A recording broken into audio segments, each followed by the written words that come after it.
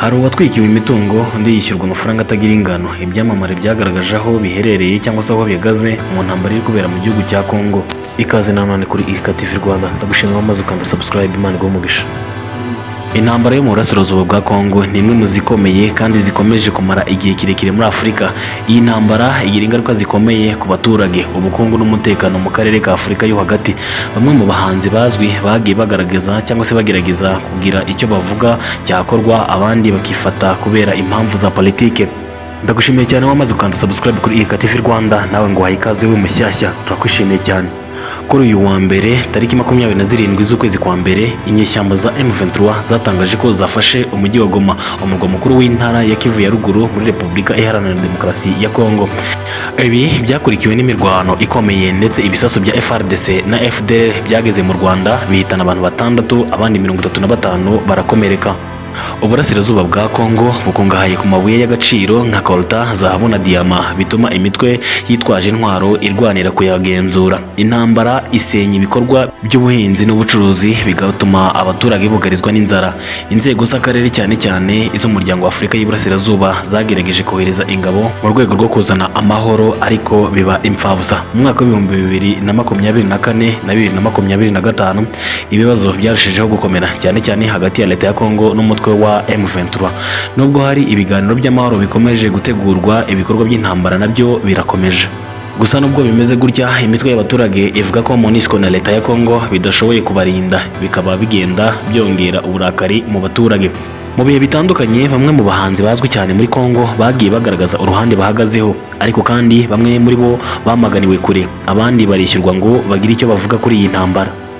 Reka dusubire inyuma gato mu kwezi kwa kabiri mwaka wa 2023. Ku itariki 20 z'ukwezi kwa kabiri mwaka wa 2023, umuvugizi wungirije wa guverinoma y'u Rwanda Alain Mukurarinda yahishuye ko umuririmbyi Maître Games yari yahawe ibihumbi 600 by'amayero kugira ngo atuke Perezida wa Repubulika Paul Kagame ku mukino wa nyuma w'igikombe cy'isi cyabereye muri Qatar. Gandhi Bilele Jr uzwi nka Maître Games ari imbere mu banyamuziki bakomeye kandi b'ibihe byose, cyane cyane mu bakunzi b'indirimbo ziri mu rurimi rw'Igifaransa. Ni umugabo w'ijwi riremereye, muraperi wigwizaho igikundiro uko bwije n'uko bukeye. Umwibuke mu ndirimbo zirimo nka Ceinture Noire yo mu 2018, Esquette Meme yo mu 2015, Jeter yo mu 2013, Le Prix à Payer yo mu 2019 n'izindi nyinshi. Maître Games yari ku rutonde rw'abahanzi barimo na Davido wo muri Nigeria basusurukije abitabiriye umukino wa nyuma w'igikombe cy'isi cyaje kwegukanwa n'ikipe ya Argentina ya Messi. Uyu mukino wabereye mu mujyi wa Doha ku itariki 18 z'ukwezi kwa 12 mwaka wa 2022. Uyu mukino wanasusurukijwe n'abandi barimo umunyamerika w'umukinnyi wa filime uzwi nka Morgan Freeman, Konjikuki wo mu itsinda ryo muri Korea y'Epfo mu itsinda rya BTS n'abandi. Mu barebye kandi bakanitabira uyu mukino wa nyuma w'igikombe cy'isi harimo na nyakubahwa Perezida wa Repubulika Paul Kagame, Perezida w'Ubufaransa Emmanuel Macron n'abandi. Mu kiganiro ishusho y'icyumweru cya televiziyo y'u Rwanda cyatambutse ku cyumweru tariki ya 19 ukwezi kwa kabiri mwaka wa 2023, Alain Mukurarinda yatangaje ko guverinoma ya Congo yakomeje kwihunza gukemura ikibazo cy'umutekano muke uri mu burasirazuba bwa Congo, ahubwo bagashyira imbere gukomeza gucengeza ibinyoma bigamije gusebya cyangwa se gusiga icyaha u Rwanda. Muri iki kiganiro Mukurarinda yavuze ko abayobozi ba Congo bakomeje kubwira urubyiruko rwabo n'amahanga ko ikibazo ari u Rwanda, nyamara atari ko bimeze. Yatanze urugero avuga ko Congo yakomeje gukora uko ishoboye kugira ngo isebye u Rwanda, aho bananyuze kuri Maître Games kugira ngo avuge nabi umukuru w'igihugu cy'u Rwanda imbere y'abari bitabiriye umukino wa nyuma w'igikombe cy'isi. Yagize ati, hari uwitwa Maître Games bari bamuhaye amafaranga menshi, ibihumbi 600 by'amayero bingana na miliyoni 690 z'amafaranga y'u Rwanda, ngo aze gutuka nyakubahwa Perezida wa Repubulika Paul Kagame kuri finale y'igikombe cy'isi cya 2022. Alain Mukurarinda akomeza agira ati, yaragiye kubivuga imbere y'abantu barenga miliyari 3 cyangwa 4, nuko byaje kumenyekana bamuha agasopo, wenda amafaranga yo yarayajyanye. Mu makuru dukesha Inyarwanda rero, avuga ko mu bihe bitandukanye we n'umuvandimwe we Daju batumiwe gutaramira i Kigali bakanga bitewe n'uko umubano utifashe neza hagati ya Repubulika Iharanira Demokarasi ya Kongo ndetse n'u Rwanda. Aba bombi ni abanyekongo batarabasha kubona ko guverinoma yabo yihunza ibiyireba. Daju niwe wabanje gutumirwa i Kigali aranga. Metro Games asubiza ko ibyo umuvandimwe we yanze nawe atakwirirwa abitekerezaho kabiri. Mu kwezi kwakurikiyeho umwaka wa 2023 ku itariki ya mbere, inyubako n'imodoka by'umuhanzi Fally Ipupa byatwitswe n'agatsiko k'insoresore. Inzu ye yatwitswe ikaba iherereye ahitwa Matadi muri Mbidza. Amashusho yasakaye ku mbuga nkoranyambaga kiriya gihe yagaragaje imodoka ya Fally Ipupa yahiye mu buryo bukomeye ndetse n'inzu ye yahiye igice kimwe, ndetse bimwe mu binyamakuru byo muri Kongo byanavugaga ko hari n'ibikoresho byo mu nzu ye byahiye. Gusa polisi yahise itabara ndetse yataye muri yombi abantu 5 bakurikiranyweho uruhare mu guteza inkongi mu rugo rwe. Fally Ipupa yari mu Bufaransa mu birori yari yatumiwemo na Perezida Emmanuel Macron. Kutishimira Fally ngo byaturutse ku kuba Perezida w'Ubufaransa Emmanuel Macron ataragaragazaga aho ahagaze ku ntambara ibera mu burasirazuba bwa Kongo. Fally Ipupa yirinze kugira icyo avuga, ndetse ku itariki 6 z'ukwezi kwa gatatu muri uwo mwaka n'ubundi yakiriye Macron mu rugendo rwihariye yagiriye muri Repubulika Iharanira Demokarasi ya Kongo. Rwari urugendo rudasanzwe kuri Emmanuel Macron cyo kimwe na Fally Ipupa, cyane ko aba bombi basanzwe ari inshuti z'akadasohoka zimaranye n'igihe kitari gito cyane. Macron yari kumwe na Fally Ipupa mu gace ka Bandalungwa ho mu karere ka Funa mu mujyi wa Kinshasa. Bombi bakoze urugendo rw'iminota mike, hanyuma Fally Ipupa ajyana Macron mu kabari yamwakiriyemo basangira icupa. Mu butumwa batambukije ku mbuga nkoranyambaga cyangwa se ku rubuga rwa Instagram bagize bati turi kumwe, reka duhindure ibintu turi kumwe cyangwa se turi hamwe. Nubwo bimeze gutya ariko mu kwezi kwa gatandatu mwaka wa 2022 Fally Ipupa yari yatanze inkunga y'ibiribwa birimo umuceri, ibisuguti, amazi n'amafaranga yo gushyigikira ingabo za FARDC mu rwego rwo kubashyigikira mu ntambara bari bahanganyemo n'umutwe wa M23.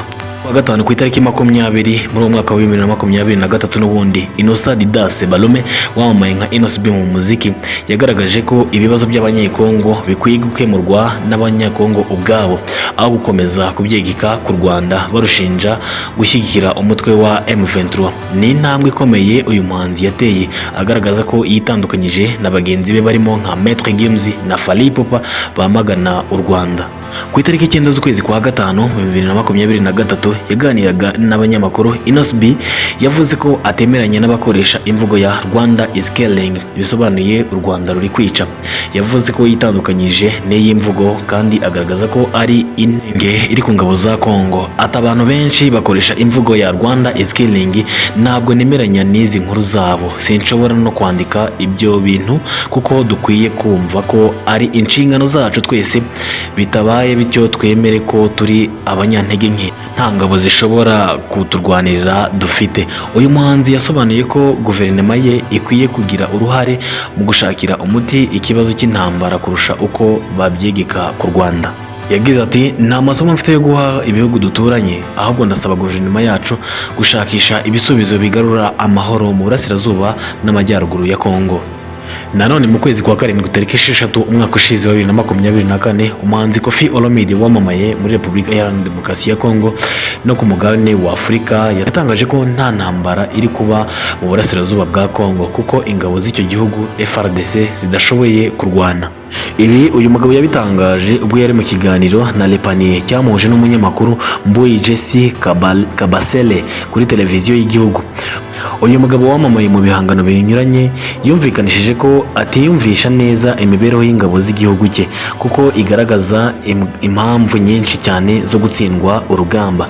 Kuri we nta ntambara iri mu burasirazuba bwa Kongo, ahubwo turi gufatwa nk'abana. Yagize ati nta ntambara ihari, turi gukubitwa inki, bari kudukorera ibyo bashaka. Niboneye amakamyo aza yidegembya nta muntu uyahagarika. Nabonye abasirikare bacu bajyanwa ku rugamba na moto. Amarira wa nta ntambara ihari, turi gufatwa nk'abana. Ubundi mu ntambara iyo urashe nanjye ndarasa. Iki kiganiro cyatumye uyu munyamakuru Kabasele ahagarikwa by'agateganyo kuri televiziyo y'igihugu, ndetse yanatanze ibisobanuro inama nkuru ishinzwe itangazamakuru n'itumanaho cyo kimwe na Fally Ipupa. nyuma y'ikiganiro yagiranye n'inama nkuru ishinzwe itangazamakuru n'itumanaho, Fally Ipupa yavuze ko ibiganiro byibanze cyane ku kumwibutsa ko ari ambasaderi w'injyana ya rumba, bityo ko mu byo avuga akwiye kujya yigengesera. Ati nahuye n'abigisha turaganira turumvikana, numvise ko umuhanzi Koffi Olomide ari ambasaderi w'umuco wacu, akwiye gukoresha diplomasi cyane mu byo avuga, niyo byaba ari ukuri kandi bifite ishingiro. Mu kwezi kwa gatandatu umwaka wa 2022, Koffi Olomide yabwiye ikinyamakuru Kongoresire ko ashyigikiye inzira y'ibiganiro kuko ariyo izageza ku mahoro arambuye cyangwa se arambye mu burasirazuba bwa Kongo. Ati njye nshyigikiye ibiganiro, ntabwo nshyigikiye imirwano. Ndakeka ko abanyekongo n'abanyarwanda atari byo bakeneye. Ibiganiro birusha imbaraga intwaro. Yavuze ko abanyekongo ndetse n'abaturage b'u Rwanda nta n'umwe wungukira muri iyi ntambara. Ati ntabwo nzi icyo abanyarwanda bungukira mu kurasa ku banyekongo. Ntabwo nifuza ko igihugu cyacu cyaba umwanzi n'ibihugu bihana imbibi. Hari ubundi buryo bwo kuganira ibibazo bigakemuka. Mfatira urugero kuri Mandela, ubwo yari muri gereza habaye ibintu byinshi bibi, ariko ibiganiro nibyo byatumye ava mu buroko. Ndagushimira cyane wamaze kubana natwe, wakanze subscribe. Imana iguhe umugisha, nawe mushyashya ngo wahaye ikaze, komeza ubane natwe. Imana y'amahoro ibahe umugisha, ibahe byinshi mwifuza, mwubukire mu bwiza bwayo, ibarambure ikiganza cyayo cyiza cy'umugisha, maze muhirwe na buri kantu kose mukozeho. Imana ibampere ibyiza byose mwifuza. Ndabakunda cyane. Ciao ciao.